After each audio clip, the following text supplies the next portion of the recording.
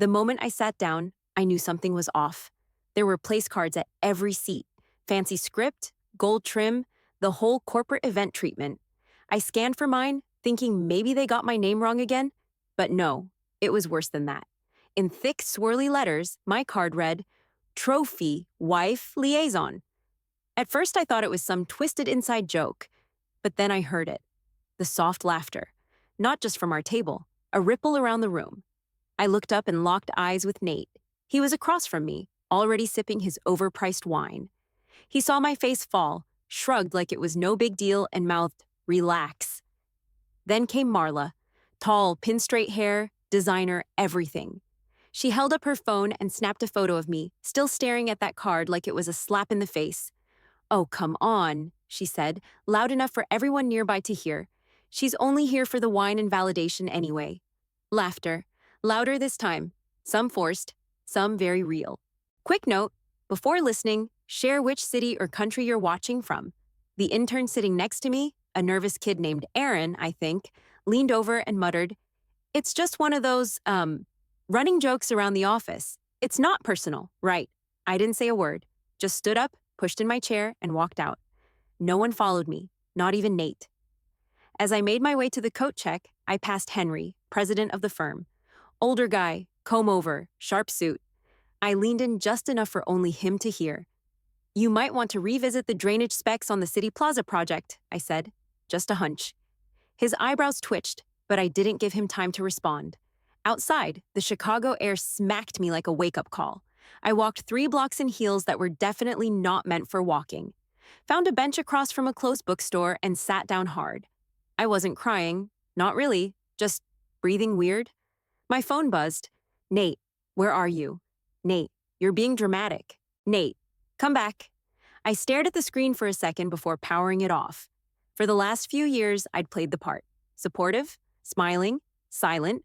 What none of them knew, not Nate, not Marla, not even Aaron with his half-hearted apology, was that I used to be a damn structural engineer, a good one. And for the past 8 months, I'd been quietly auditing their blueprints, starting with the Plaza project. I used to think we were building something real, Nate and me. Not just the house we bought outside Oak Park, or the backyard deck we spent 3 weekends getting level, but something solid. A life, a partnership.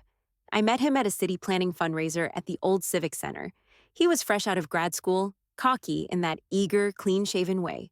I was 28, already certified, and knee-deep in my 3rd major structural overhaul, a water treatment retrofit on the south side.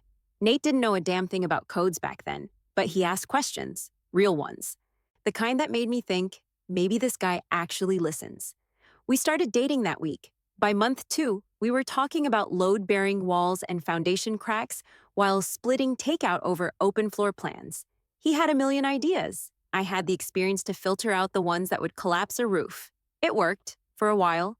Back then, I was with a firm that did serious compliance work. Not glamorous, but necessary. We handled public infrastructure projects, drainage systems, seismic assessments, lateral load tests.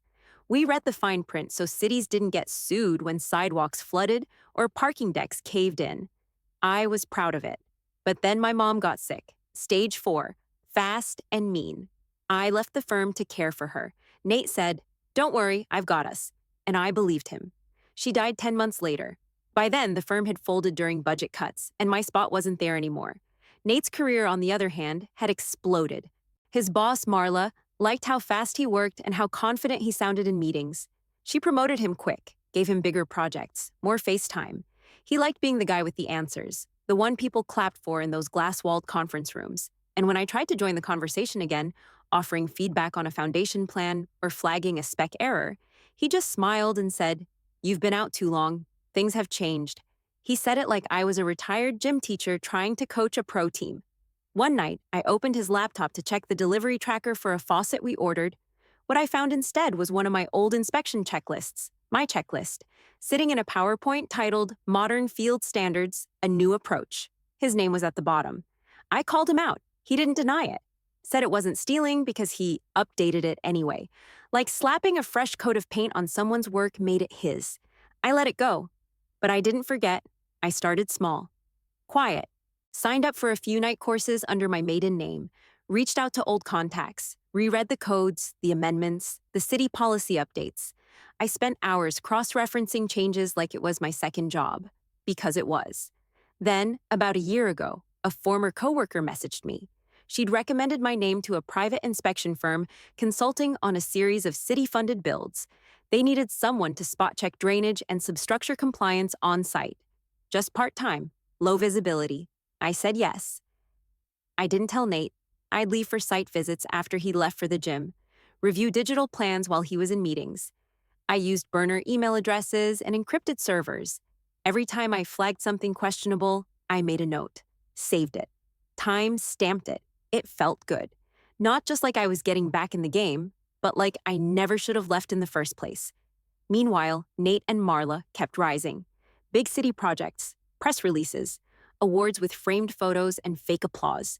I watched from the sidelines and kept my mouth shut. But the more I saw, the more I recognized signs of sloppiness, shortcuts, rushed approvals, plans that looked clean until you zoomed in. That's when I started cross-checking their firm's blueprints. I didn't go looking to take anyone down. I just knew what I was seeing wasn't right.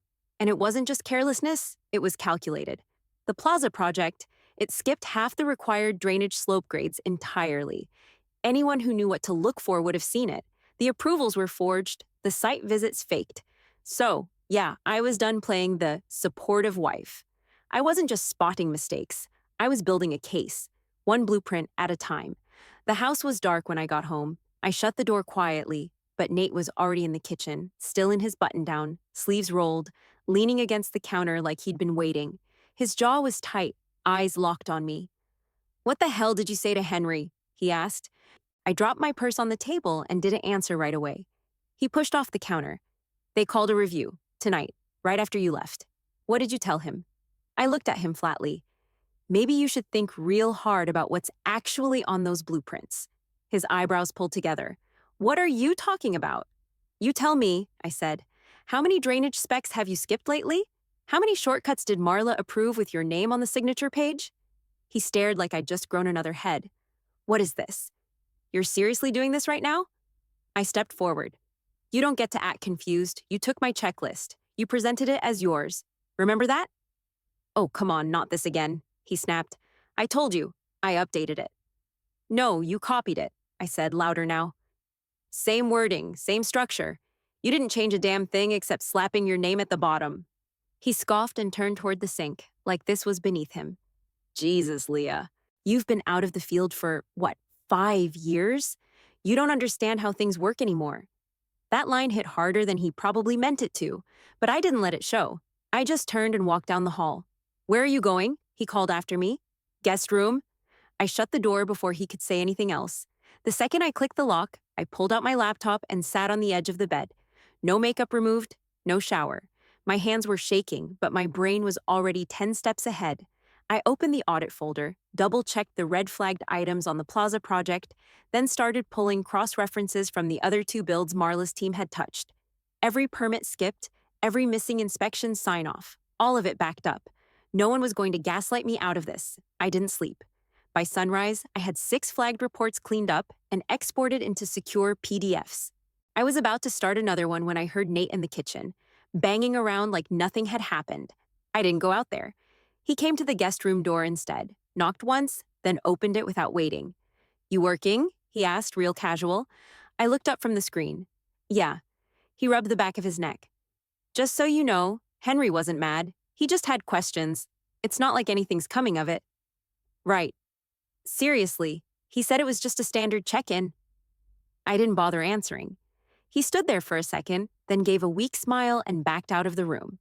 I waited until I heard the garage door close behind him before opening my secure inbox. One new message, encrypted. Subject, audit priority status meeting moved up. Red flags identified, additional files requested. I stared at it for a moment, heart pounding. So this was it. The wall was cracking. I closed the laptop slowly, stood up, and looked at myself in the mirror above the dresser. I didn't look like someone out of her depth. I looked like someone finally waking up. They weren't just sloppy, they were exposed, and I wasn't backing down. I didn't even remember packing the blazer until I pulled it out that morning. It still smelled faintly like dry cleaning and old meetings. Sharp shoulders, dark gray, 3 buttons. I used to wear it when I was the one people listened to in a room. As I stood in front of the mirror fastening it, Nate passed behind me, sipping his coffee. He looked me up and down. Where's the interview? I didn't blink. Work stuff. He leaned against the door frame. You're really not going to tell me anything? Nope. He smiled like I was being cute. Well, good luck. I didn't answer. The firm's headquarters took up half a floor in a downtown high-rise. Glass doors, steel accents, everything designed to feel expensive. A woman with red nails and an earpiece greeted me in the lobby and walked me to the boardroom herself. They're setting up, she said. But you can go ahead and begin. So I did. Laptop open, projector on, audit file loaded. By the time Nate and Marla walked in, I was already 5 slides deep. They froze at the door. Nate looked at me like he didn't recognize who I was. Marla just narrowed her eyes and walked to a seat, calm and silent. The board director, a heavyset man named Donald Reese, cleared his throat. Ms. Foster, continue. I kept my voice steady. As of this week, I've reviewed plans and build specs from 5 city-funded projects under Halston Partners. 3 are confirmed out of compliance. 2 are pending full review. Marla crossed her arms. This is absurd. She's his wife, Nate jumped in. You're letting her present this? This is personal. Director Reese held up a hand. She's the independent inspector we hired 6 weeks ago. You could have heard a pin drop. Nate's mouth hung open. Marla's face turned chalk white. I clicked to the next slide. Drainage systems were skipped entirely on the Westwood site. Blueprints were submitted for approval but not followed. These photos were taken last week, before the last pour. I zoomed in. Exposed soil, missing trench runs. You're lying, Marla snapped. These could be from anywhere. I clicked again. Time-stamped, geotagged, matching permit dates. She didn't say anything after that. I walked them through each violation, ignored permits, unapproved material swaps, copied signatures. On one page, I zoomed in on an inspector's initials that had clearly been forged. Next to it, Nate's signature, real this time.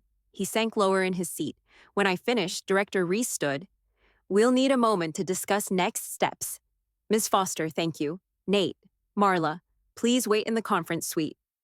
They didn't argue, just stood and walked out. Marla stiff and quiet. Nate dragging like someone just pulled the floor out from under him. I packed up slowly. On my way out, I passed the door to the outer hallway just as Marla said, sharp and low. She wants a war. She'll get one. Legal recourse is on the table. Nate didn't respond. He didn't even look at me. I didn't stop walking. By sundown, I had a bag packed and a reservation under a different name. Small hotel, 2 blocks from the river. I stood at the window and watched people heading to dinner, laughing like the world wasn't cracking open. I didn't feel proud. I didn't feel anything. Just empty. I sat on the bed, stared at the folder of evidence on my laptop and thought, this was never supposed to be about revenge. But now I wasn't sure where the line was anymore. I hadn't unpacked. My suitcase was still on the bench near the window, half-zipped. I was sitting at the desk going over project files again when the knock came. 2 sharp taps, then 1 softer. I stood and looked through the peephole. It was Eli. I cracked the door but didn't open it all the way. How the hell did you find me? He looked nervous. Hoodie, backpack slung over one shoulder, sneakers damp like he'd walked too far. I called 3 hotels near HQ, he said. Didn't think you'd go far. I stepped aside. Come in. He hesitated, then walked past me, pacing once around the room before sitting in the chair near the bed. I'm sorry, he said. I wouldn't have come if it wasn't serious. I leaned against the dresser. Then talk. He rubbed his face with both hands. Nate's not taking this well. No kidding. No, I mean he's spiraling. He told Marla he thinks you're ruining his career on purpose. He's been ranting in the office about betrayal, sabotage, legal retaliation. It's getting ugly. I didn't move. And? Eli met my eyes. I think they were going to pin this on me. That made me straighten. They used my credentials to log edits on a few of the altered plans, he said quickly. On 3 of the projects you flagged. I didn't touch any of those files. But the access logs? My name's on them. I walked over to the desk, opened my laptop. Sit down, I said. He pulled the chair over while I pulled up the flagged access history. Within seconds, I found it. Eli's ID tied to the wrong file version. Multiple entries. He stared at the screen, jaw tight. Geez, I thought maybe I was being paranoid. You weren't. I clicked to another tab and opened my compiled violations report. They used your login to cover their own tracks. He leaned back like someone had knocked the wind out of him. Who else knows? I don't know, he said. But there's someone you should talk to. A junior drafter, Casey Martinez. She flagged inconsistencies months ago, got pushed out, they stuck her in a basement office with no windows and stripped her from project access. I stopped cold. Her name's Casey? He nodded. I've seen her name, I said. Handwritten notes in the margin, highlighted sections. She wasn't wrong.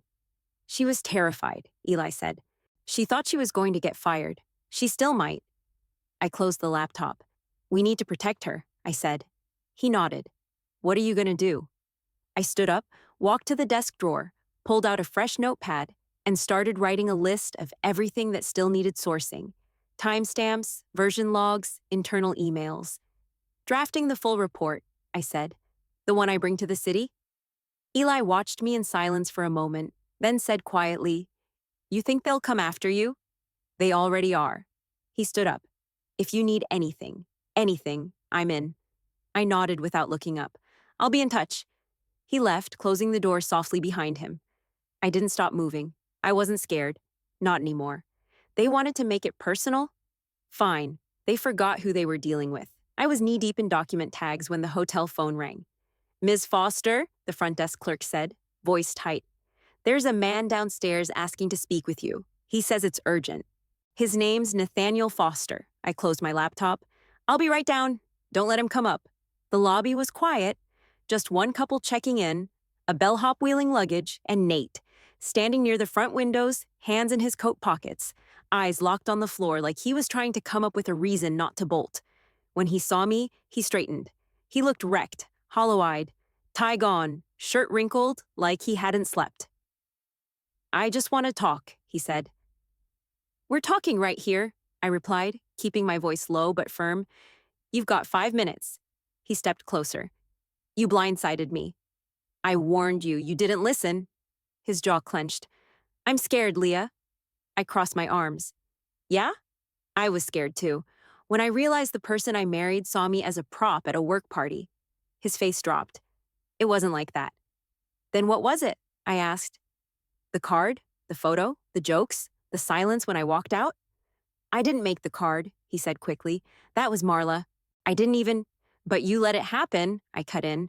And that's the part I won't forget. He looked down at his hands, then back at me. You could have come to me first. We could have fixed this. No, I said, because you would have buried it, just like you buried me. This isn't revenge, Nate. It's accountability. His eyes narrowed. You ruined everything because you missed working. That's what this is really about, isn't it? You wanted to feel important again? I didn't flinch. Number, I just stopped letting you feel important at my expense. He stepped forward, grabbed my wrist, not hard, but tight enough to make a point. A security guard across the room took notice and started walking over. You think you're better than me now? He hissed. I yanked my hand free. Number, I know I'm not the one who lied, cheated, and gambled city contracts to boost my ego. The guard reached us, hand hovering near his radio. Sir, everything all right here? I didn't look at either of them. We're done. I walked straight to the elevator, didn't stop until I was back in my room with the door locked and bolted. My heart was pounding, but I didn't sit down. I didn't cry. I reopened my laptop, dragged another set of flagged reports into my review folder, and kept going. They wanted a war? Good. I wasn't done yet. The next morning, I was nursing a burnt coffee in the corner booth of the cafe across from HQ when Casey walked in. She spotted me immediately and headed over fast, eyes darting like she expected someone to stop her. She slid into the seat and dropped a flash drive on the table between us. They offered me money. I didn't blink. Who did? Marla's lawyer, yesterday. Said if I claimed you doctored the internal records, I'd get a retention bonus. Quiet agreement. Full protection. And you told him what? She leaned in. That I wasn't for sale. I exhaled. You just put a target on your back. She nodded. Which is why I brought these. She tapped the flash drive. Originals, from before they were altered. I started saving them months ago. Something just didn't sit right. I grabbed it, plugged it into my laptop. She'd labeled everything. Project names, dates, drafts, change logs. And there it was. Plain as day. The drainage system designed for Westwood, before Marla's edits. Original approval, proper slope, correct materials, then the altered version. Cheaper piping, no backflow failsafe, signatures swapped. I sat back. This proves Marla ordered changes after city approval. Exactly. You're sure these haven't been touched? They're from the internal sandbox server. I saved them before they were migrated. No one knows I pulled them. I closed the laptop. All right, you're coming with me. That afternoon, the emergency board meeting started at 3 sharp. This time, they were expecting me. I walked in with Casey behind me and dropped a thick folder on the table. Donald Reese looked up. Is this the supplemental audit? More than that, I said. This is your proof of intent. Marla's lawyer stood. Let's pause. My client would like to present an explanation. I folded my arms and waited. The design discrepancies noted in Ms. Foster's report, he said, are not violations. They're part of a confidential test program approved internally, a new modular infrastructure concept. I looked him dead in the eye, then explained why the drainage system was altered after the city's approval stamp.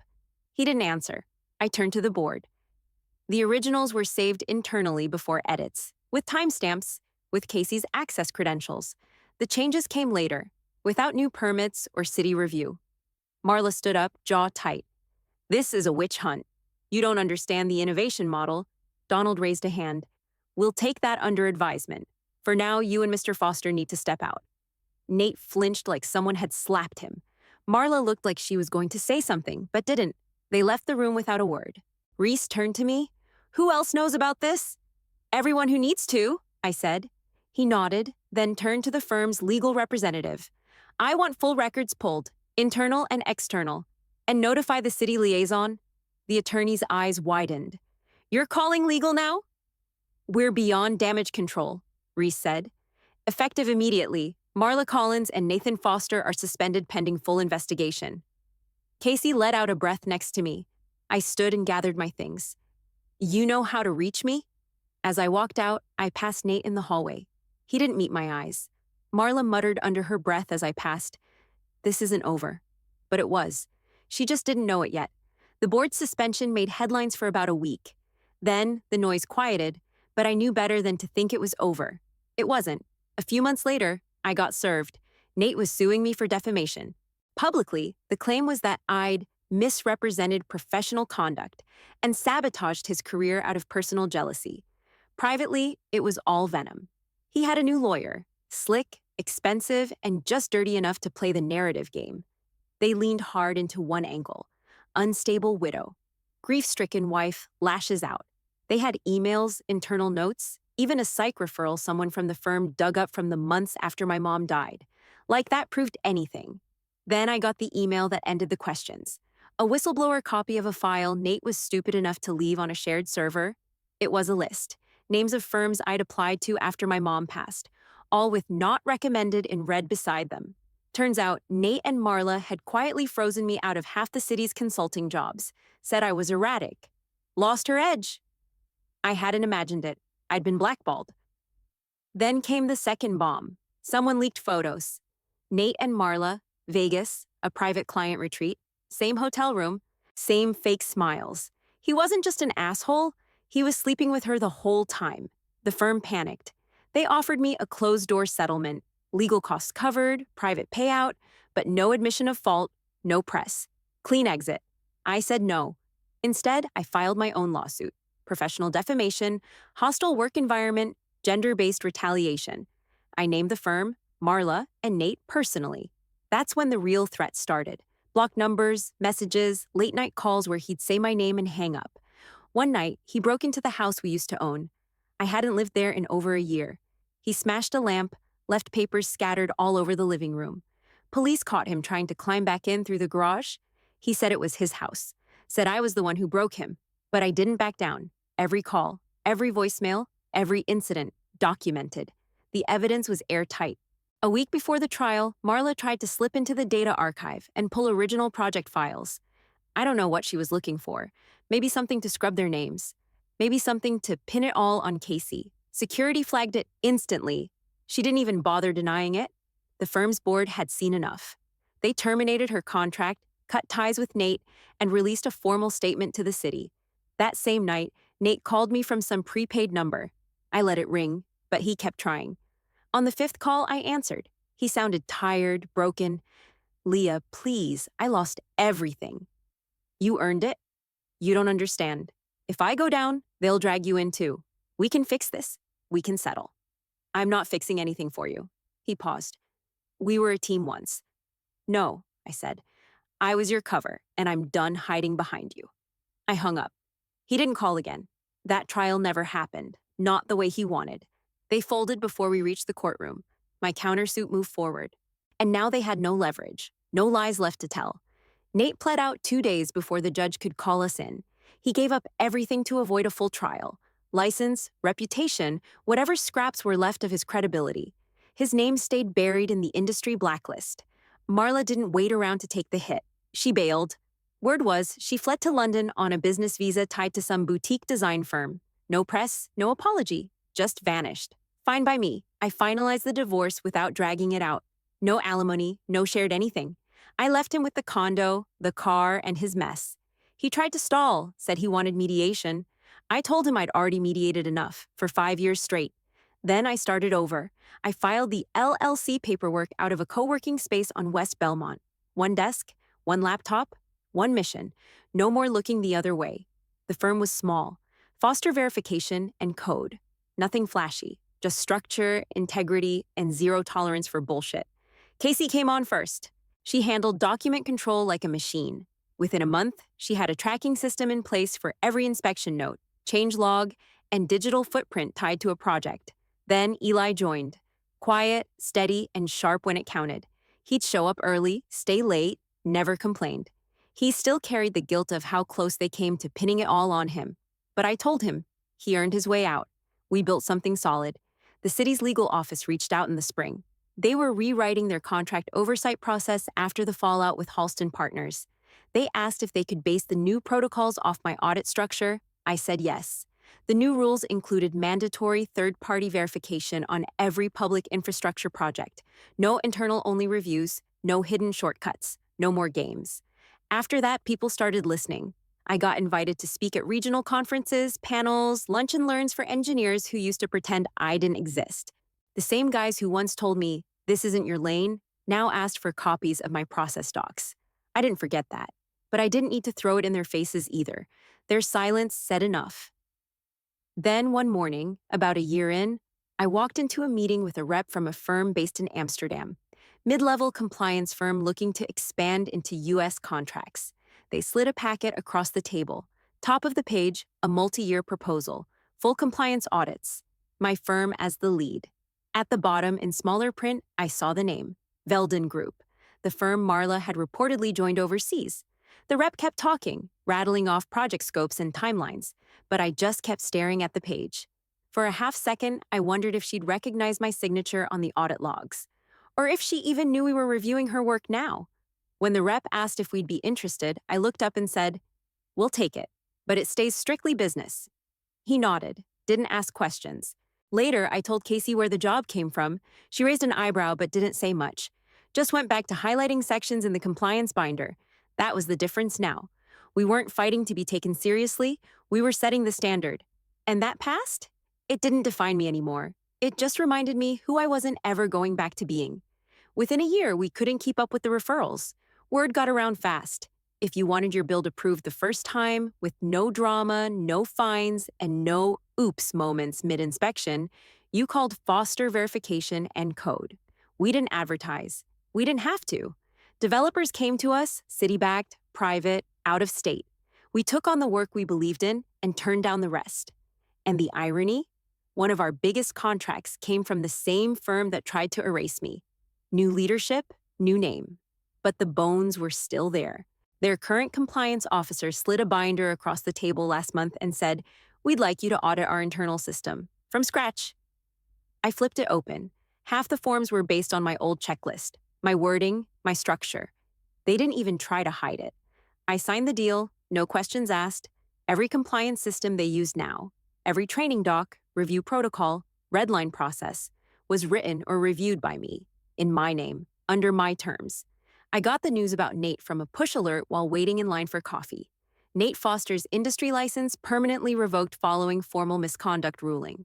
I didn't react, didn't click the link, just muted the alert and moved on. Marla surfaced a month later in a footnote of a trade article about a project in Dubai. A vague mention, no quotes, no title, just a name on the page. Didn't matter. She wasn't relevant anymore. Neither of them were. Last Thursday, I sat across from a group of new clients. Big developers, West Coast money, suits more expensive than my car. We were reviewing a seismic retrofit package for a mid-rise downtown. Their lead turned to me mid-meeting and said, "Miss Foster, can we get your input on the lateral load review?" I nodded and leaned in. Of course, let's start with your shear wall spacing. No second glances, no hesitation. No one asked who I was or why I was leading the conversation. That was the real revenge. Not watching Nate burn. Not seeing Marla fall off the map. Just sitting in a room full of power and not needing to prove I belonged. Being addressed by my name, being heard, being seen clearly, for exactly what I built.